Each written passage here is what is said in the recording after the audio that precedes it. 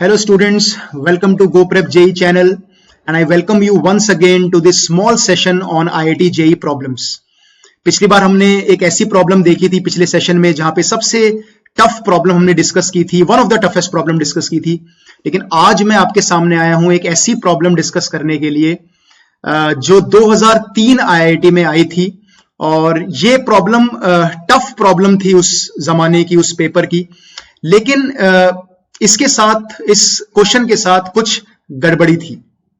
तो आइए पहले देखते हैं कि ये प्रॉब्लम क्या थी और बच्चों को ये प्रॉब्लम टफ तो लगी लेकिन इसके साथ क्या गड़बड़ थी, क्या परेशानी थी, पहले इस प्रॉब्लम को देखते हैं। So the question came way back in 2003 जब आपका सब्जेक्टिव पेपर होता था और उस टाइम पे बहुत सारे स्टूडेंट्स बहुत मेहनत करते थे, काफी सालों तक मेहनत करते थे और मैथ्स की प्रॉब्लम्स, बहुत मुश्किल प्रॉब्लम्स भी उस टाइम पे आती थी। लेकिन एक ऐसी प्रॉब्लम 2003 में पूछी गई जो कुछ बच्चों ने करी, काफी स्टूडेंट से सॉल्व नहीं हुई और उसके बाद लेकिन इसके अंदर एक गड़बड़ी पाई गई। देखा गया कि इसके अंदर कुछ एक ब्लंडर है जो उस क्वेश्चन में था और अगर ये बच्चों ने उस टाइम पे बोनस की डिमांड की होती तो मुझे लगता है वो क्वेश्चन बोनस हो जाता, बट ऐसा नहीं हुआ। ठीक है, तो लेट्स सी पहले वो क्वेश्चन है क्या। ये वो क्वेश्चन है जो उस जमाने में पूछा गया था। ऐसे क्वेश्चंस अब बहुत जेईई एडवांस्ड में आते हैं।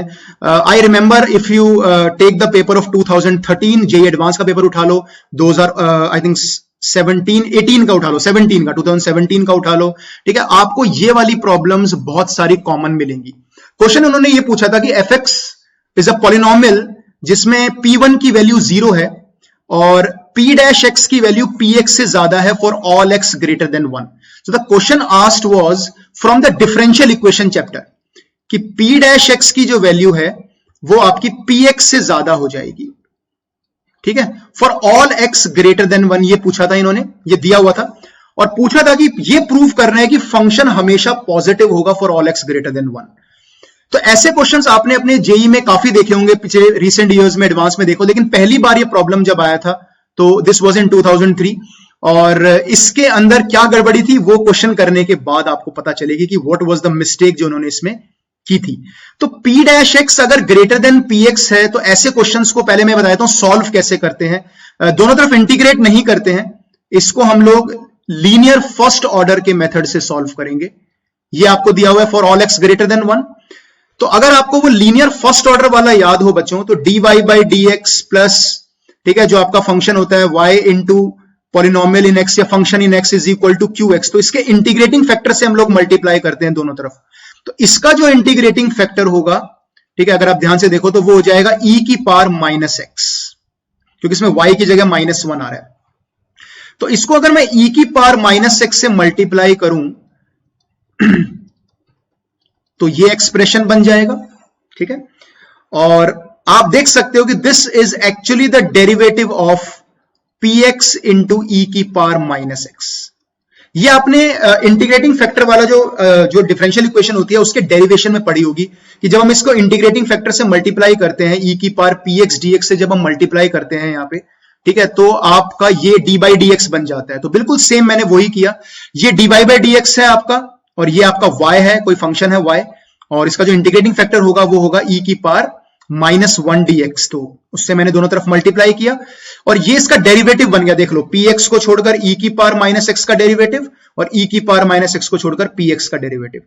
तो अगर मैं एक नया फंक्शन एज्यूम कर लेता हूं, let's say I assume a new function gx जो है px e की पावर -x, तो मुझे यह पता चल चुका है कि जो g' है वो पॉजिटिव है क्योंकि इसका डेरिवेटिव जो है आप देख सकते हो वो पॉजिटिव है, यानी gx जो फंक्शन है वो इंक्रीजिंग फंक्शन है for all x greater than 1 obviously. ठीक है, तो अब क्या हुआ, तो मैं एक काम करता हूं, gx का ग्राफ बना के आपको दिखाता हूं, विच इज px e की पावर -x। अगर मैं 1 पे चेक करूं तो 1 पे जो वैल्यू आ रही है g1 की, अगर मैं वैल्यू चेक करूं वो आ रही है p1 इंटू ई की पावर -1। तो p1 तो 0 ही दे रखा है, तो p1 आपको 0 दिया हुआ है, तो 0 आ जाएगा। उसके बाद ये जो ग्राफ है ये इंक्रीज कर रहा है, इंक्रीज कर रहा है, तो ठीक है, इंक्रीज कर रहा है। तो इसका मतलब ये हुआ कि जो gx होगा वो हमेशा अबव x एक्सिस होगा, पॉजिटिव होगा। इसका मतलब p की पावर x e की पावर माइनस x पॉजिटिव होगा for all x greater than 1 obviously. तो e की पावर x को अगर मैं उधर लेके जाऊंगा तो उससे यह प्रूव हो जाता है कि यस px हमेशा पॉजिटिव होगा, क्योंकि e की पावर माइनस x तो हमेशा ही पॉजिटिव है, तो इसलिए px भी हमेशा पॉजिटिव होगा for all x greater than 1।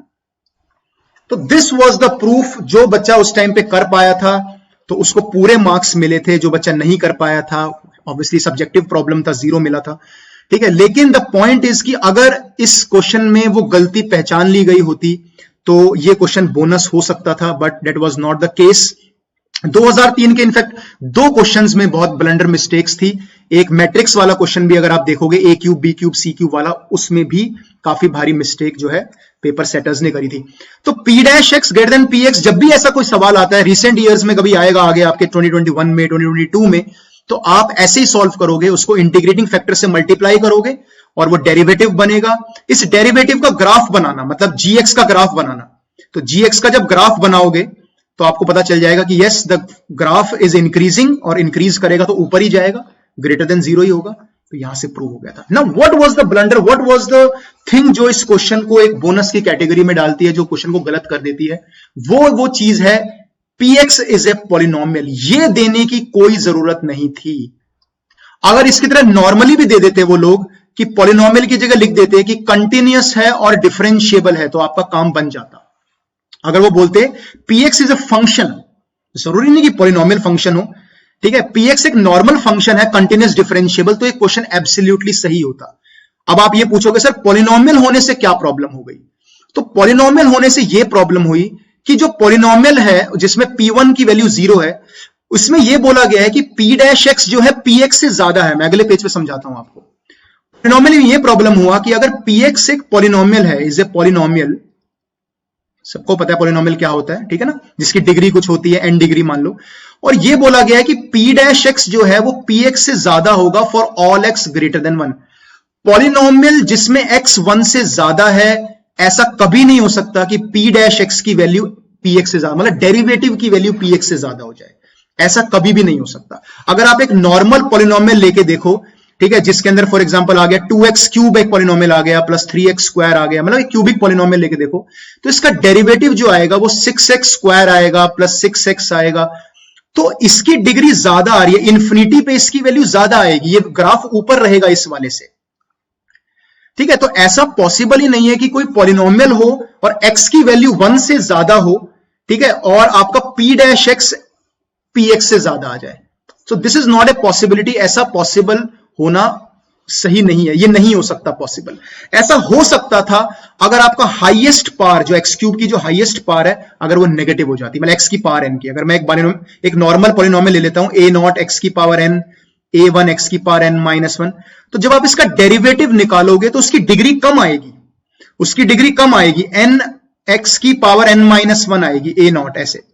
तो जब डिग्री कम आती है तो आप ये इसका मतलब, और जब x लेट्स से बहुत बड़ा नंबर है, इंफिनिटी पे टेंड कर रहा है, तो ऐसा नहीं हो सकता कि ये वाली वैल्यू ज्यादा आ जाए और ये वाली वैल्यू कम रह जाए।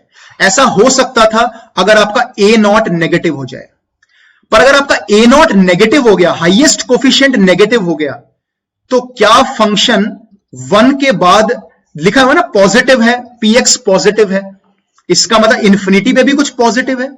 तो अगर आपका a नॉट नेगेटिव हो गया, फॉर एग्जांपल आपका कोई हाईएस्ट पॉलिनोमियल है -3x क्यूब, ठीक है, या कुछ भी पॉलिनोमियल आप ले लो, तो उसमें क्या हो जाएगा कि आपका इंफिनिटी पे, जरूरी नहीं है कि आंसर इंफिनिटी आए, वो नेगेटिव हो जाएगी वैल्यू, इंफिनिटी पे वो वाली जो वैल्यू हो जाएगी वो नेगेटिव हो जाएगी। जैसे मैं बता रहा था -3x क्यूब ले लो प्लस समथिंग समथिंग आगे ले लो, तो जब आप x को इंफिनिटी को टेंड करवाओगे तो ये वैल्यू माइनस इंफिनिटी को टेंड करेगी, तो फंक्शन बिलो x एक्सिस आ जाएगा, ऐसा नहीं हो सकता, ठीक है।